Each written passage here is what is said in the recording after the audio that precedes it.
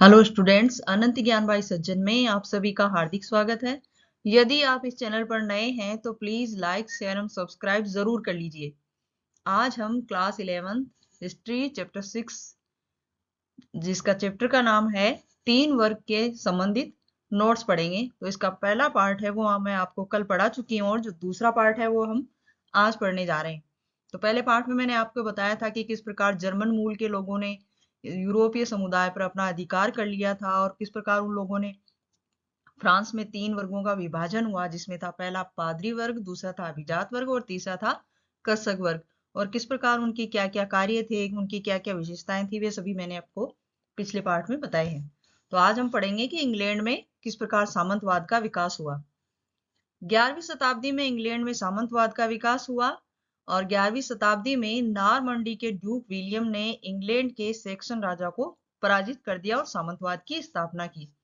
उसने भूमि को अपने साथ आए 180 नॉर्मन अभिजातों में बांट दिया और यही लॉर्ड राजा के प्रमुख काश्तकार बन गए थे। अर्थात जो अभिजात वर्ग था वही लार्ड कहलाता था, मतलब उन्हीं के पास मतलब मुद्रा का संचालन था, उन्हीं के हाथ में मूल्य था और वे उनके मुद्रा पर उनका नियंत्रण भी था और वही लोग लार्ड कहलाए अर्थात सामंत कहलाए। अब इन सामंतों ने सामाजिक और आर्थिक संबंधों को किस प्रकार प्रभावित किया। लार्ड व सामंतों के सामाजिक एवं आर्थिक संबंधों को प्रभावित करने वाले कारकों में थे पर्यावरण, भूमि का उपयोग, नवीन कृषि प्रौद्योगिकी आदि प्रमुख थे। 5वीं से 10वीं शताब्दी तक यूरोप में ठंड का दौर चल रहा था। फसलों का उपज काल भी छोटा हो गया है और इसके कारण कृषि की पैदावार कम होने लगी थी। 11वीं शताब्दी में यूरोप में एक गर्माहट का दौर प्रारंभ हो गया और औसत तापमान में वृद्धि हुई, जिसका कृषि पर अनुकूल प्रभाव पड़ा और कृषकों को कृषि के लिए एक लंबी अवधि मिलने लगी और कृषि भूमि का विस्तार हुआ। मतलब इन लॉर्ड्स ने जब मतलब 11वीं शताब्दी में सामंतवाद का विकास हुआ तो उन लोगों ने सामाजिक और आर्थिक संबंधों को भी प्रभावित किया। और किस प्रकार प्रभावित किया, उनको प्रभावित करने वाले कारण थे जैसे पर्यावरण था, भूमि का उपयोग था और नवीन कृषि प्रौद्योगिकी। तो उस मतलब जो 5वीं से 10वीं शताब्दी तक का समय था उस समय ठंड का दौर था, लेकिन जैसे ही 11वीं शताब्दी का आरंभ हुआ उसमें एक गर्माहट का दौर प्रारंभ हो गया, अर्थात गर्मी का तापमान बढ़ने लगा, जिससे कृषि पर भी अनुकूल प्रभाव पड़ा। और इसके कारण मतलब जो कृषक थे वे नवीन खेती में नवीनीकरण करने लगे और उन्हें खेती करने के लिए लंबी अवधि मिलने लगी, इससे कृषि भूमि का भी विस्तार हुआ। अब भूमि का उपयोग वो किस तरह से करने लगे और किस तरह उन्होंने अपनी खेती को सिंचित किया। पहला पॉइंट है, यूरोप में प्रारंभ में कृषि प्रौद्योगिकी बहुत आदिम किस्म थी। यहाँ होने वाली कृषि में अत्यधिक मानव श्रम की आवश्यकता होती थी, साथ ही फसल चक्र के एक प्रभावहीन तरीके का भी उपयोग हो रहा था। अर्थात उस समय कृषि में फसल चक्र को अपनाते हुए भूमि को 2 भागों में विभाजित किया गया था कि एक भाग में शरद ऋतु में सर्दी का गेहूं बोया जाता था और दूसरे भाग में दूसरी भूमि को जब दूसरा मौसम आता था तो उस समय पृथ्वी अर्थात खाली रखा जाता था और अगले वर्ष ही उसमें बीज बोया जाता था, अर्थात उस समय एक ही फसल काम में आती थी।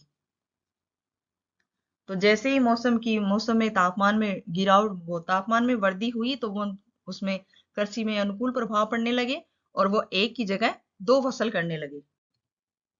अब नई कृषि प्रौद्योगिकी क्या थी। 11वीं शताब्दी में विभिन्न प्रकार की कृषि प्रौद्योगिकी विकसित होने लगी, जैसे लकड़ी के बने हल के स्थान पर लोहे की भारी नोक वाला हल उपयोग में आने लगा और सांचेदार पटरे का प्रयोग होने लगा। पशुओं में गले के स्थान पर जुआ कंधों पर बांधा जाने लगा, मतलब जब हल बोते थे तो पहले पशुओं के गले में बांधा जाता था, अब उसे उनके कंधे पर बांधा जाने लगा। घोड़ों के खुरों में लोहे की नाल लगाई जाने लगी, जिससे उनके खुर सुरक्षित हो गए और इस कारण जब खेती का विस्तार हुआ तो वहां नए नगर और बसने लगे और उसमें नगरवासी भी आने लगे।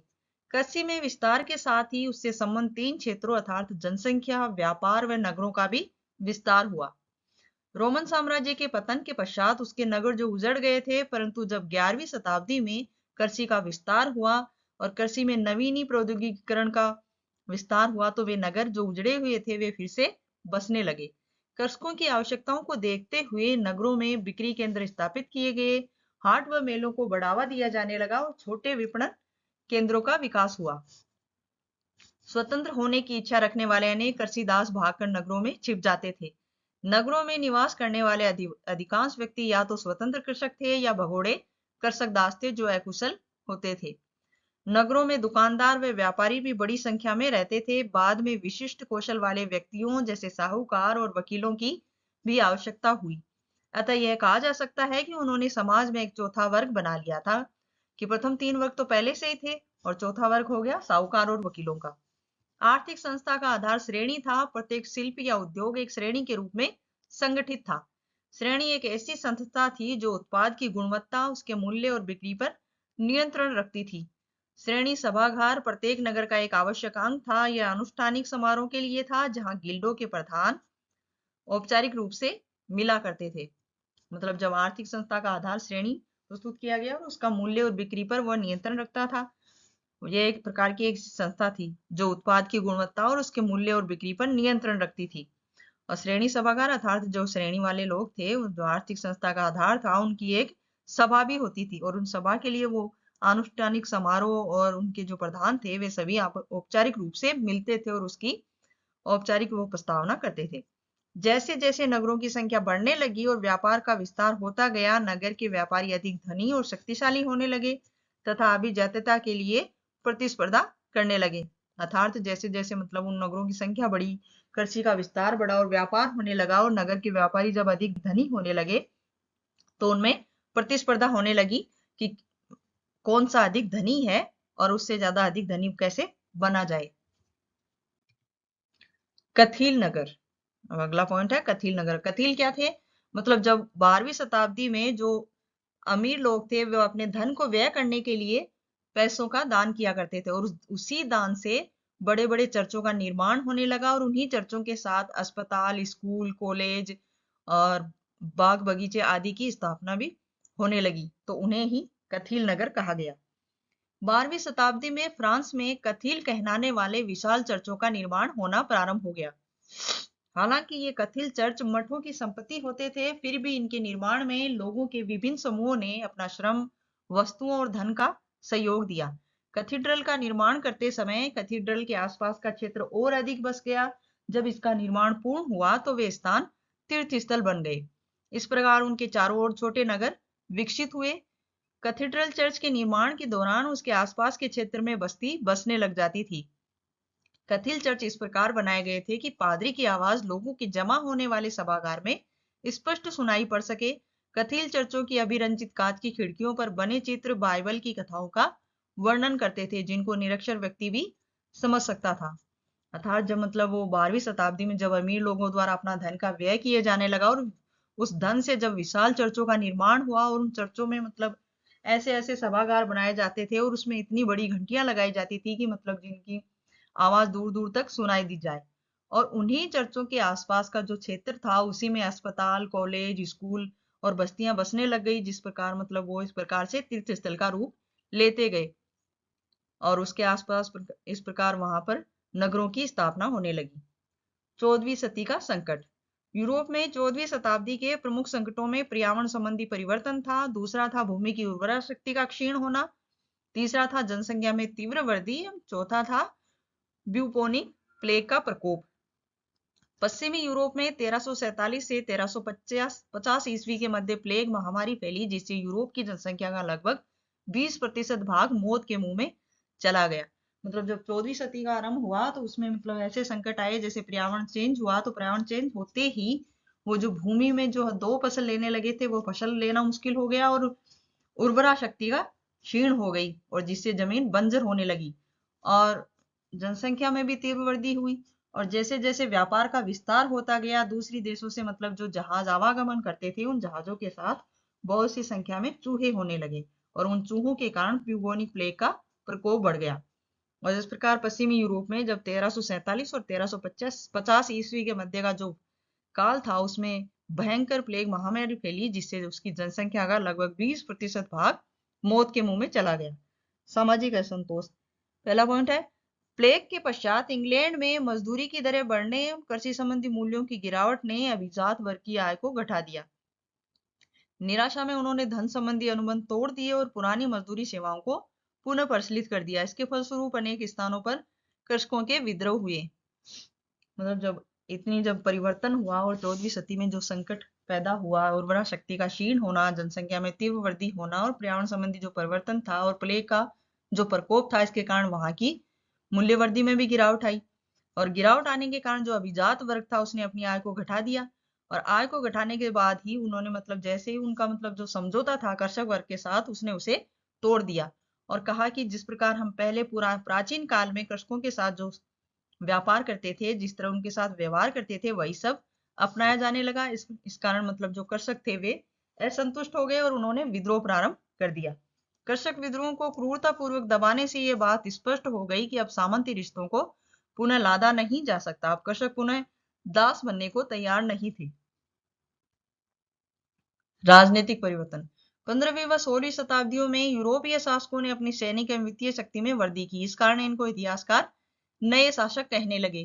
फ्रांस में लुई 11वें, आस्ट्रिया में मैक्समिलन, इंग्लैंड में हेनरी सप्तम और स्पेन में इसाबेला और फर्डिनैंड निरंकुश शासक थे, जिन्होंने संगठित स्थायी सेनाओं की प्रक्रिया, एक स्थायी नौकरशाही और राष्ट्रीय कर प्रणाली स्थापित करने की प्रक्रिया को प्रारंभ किया।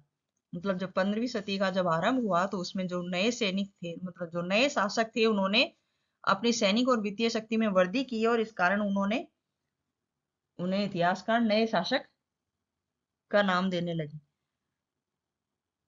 12वीं और 13वीं शताब्दी में होने वाला जो सामाजिक परिवर्तन था, इन राजतंत्रों की सफलता का जो महत्वपूर्ण कारण था, अभिजात वर्ग अपने अस्तित्व को बचाए रखने के लिए नई सत्ता का विरोध करने के स्थान पर उसका शीघ्र ही समर्थक बन गया। क्यों बन गया? क्योंकि उन्हें डर था कि अगर हमने नई शासन व्यवस्था का समर्थन नहीं किया तो हमारे अस्तित्व को ही खतरा हो जाएगा।